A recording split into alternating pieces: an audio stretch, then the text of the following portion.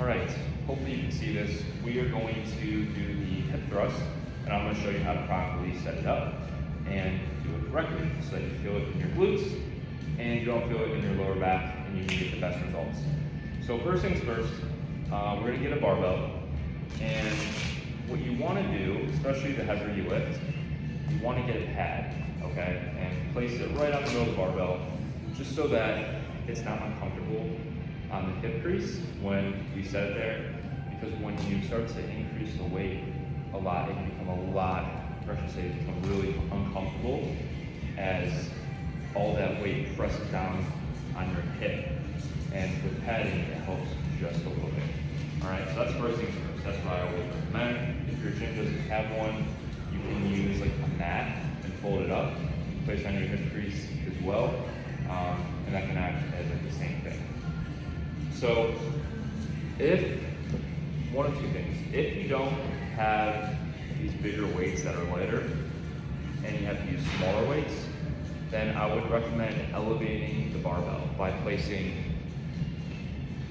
like a 45-pound plate underneath here. That way it's going to be easier to get in position to start the hip thrust. All right, so if you're either really short, or I should say really tall, or you don't have the big plates to elevate the barbell enough to get underneath it and get in the set position, then I would recommend placing some plates underneath here to help elevate it, to help you out there. All right, and same thing for here. So when we get in our starting position, if the bench is too tall for you, which some gyms it is, place a plate underneath you. That way you're higher up and you can get yourself in position. All right, so what we're gonna do, we're gonna start on our butts, all right? And then you can roll the barbell so that it's in the crease of your hips, all right? So right where your torso meets your legs, that little crease, okay? And what I like to do is you're going to set your shoulder blades on the bench. So right underneath your shoulder blades, that's what's gonna help stabilize you and keep you up throughout the whole movement, all right? We're not using our elbows to keep us up. We want the bottoms of our shoulder blades to keep us on the bench. That's what's gonna stabilize us, because our hands are gonna be holding the barbell in place, all right? So from here, to get yourself up in position, all right?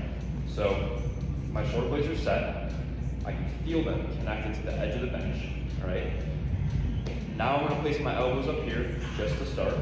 I have the barbell in the crease of my hips, centered, all right? We don't want it lopsided, so make sure it's centered.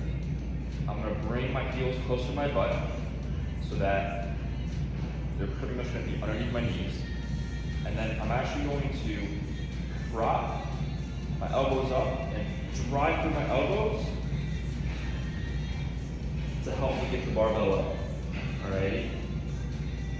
So when the barbell's up here, I'm actually pushing it into my legs.